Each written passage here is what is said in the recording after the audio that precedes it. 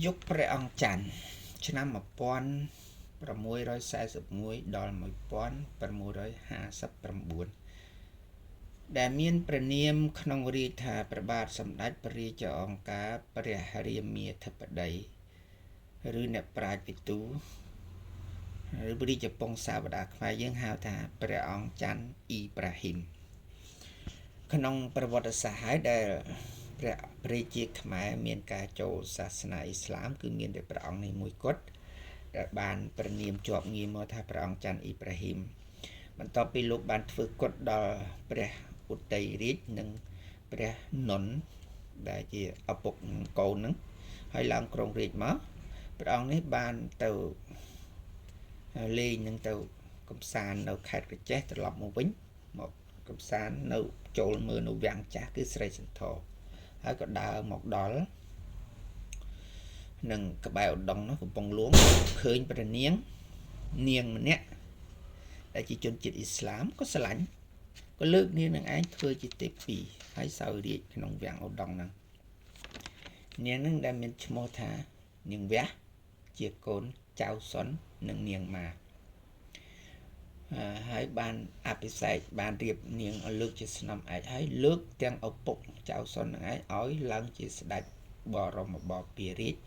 ត្រួតអស់មន្ត្រីចាមទាំងមូលនៅក្នុងយុគបងព្រះអង្គច័ន្ទអ៊ីប្រាហ៊ីមនេះគឺមានរឿងជាមួយនឹងពួកហូឡង់និងប៉ូទុយហ្គាល់ពីរនាក់នេះគឺដោយច្រើនពួកហូឡង់លោកព្រះអង្គច័ន្ទកំចាត់គឺយុគនេះព្រះអង្គច័ន្ទត្រូវជាមួយនឹងពួកជ្វាចាមទាំងអស់ដោយហើយទៅប៉ូទុយហ្គាល់ក៏លោកត្រូវជាមួយដែរហើយធ្វើបាបពួកហូឡង់មានថ្ងៃមួយកប៉ាល់របស់ហូឡង់ដែលមានឈ្មោះថាហ្វូកម៉ូសាមកពីកោះតៃវ៉ាន់ត្រូវបានបញ្ជាឲ្យរឹបអូសទាំងអស់ដោយមិនមានការនិយាយស្ដីអីច្រើនទេពីព្រោះពួកនឹងវាច្រើនតែធ្វើការបំពាននិងបៀតបៀនដល់ជនអ៊ីស្លាមរបស់គាត់ហើយនឹងមួយរបស់ប៉ូទុយហ្គាល់របស់គាត់ហ្នឹងអញ្ចឹងព្រះអង្គច័ន្ទក៏ចូលដែរចូលជើងខាងហ្នឹងសម្រាប់តែក្រោយមកទេសាភិបាលក្រុងកាតាហ្វីយ៉ាឬក្រុងចាការ៉ាតាបានបញ្ជូនកប៉ាល់5គ្រឿងទាហាន160នាក់បូកនឹងនាវិកជាតិអឺរ៉ុបចំនួន240នាក់ទៀតបានចេញមកពីប្រទេសខ្លួនមកប្រទេសកម្ពុជាបានមកដល់នៅថ្ងៃទី6ខែកក្កដាចតនៅនឹងចតុមុខរហូតដល់ខែមករាឆ្នាំ1645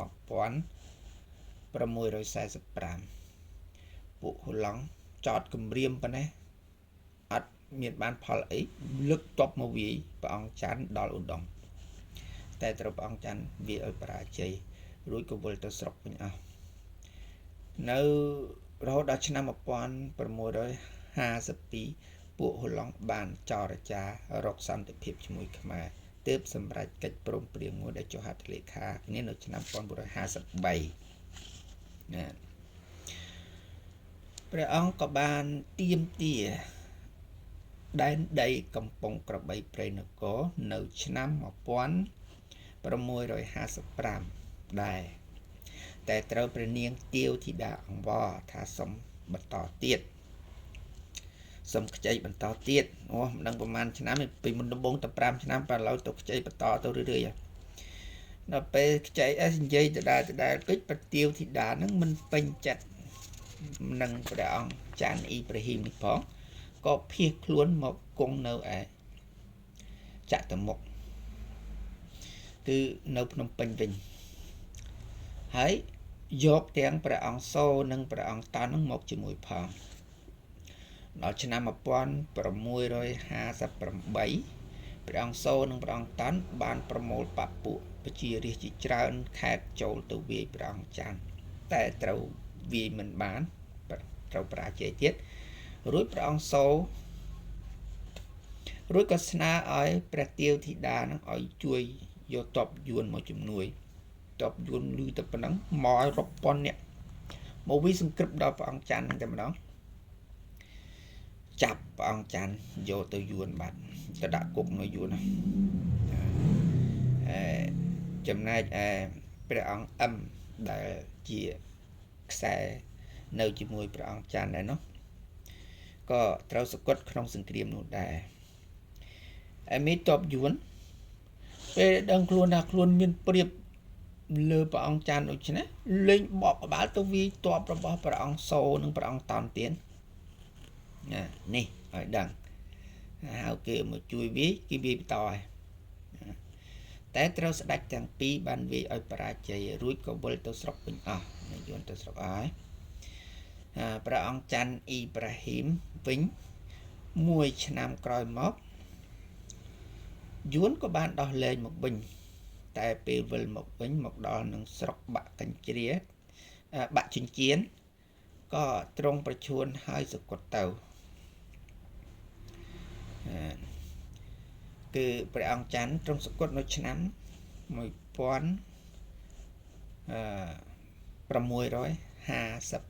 ឬ59នេះឯងបាទអរគុណសូមបន្ត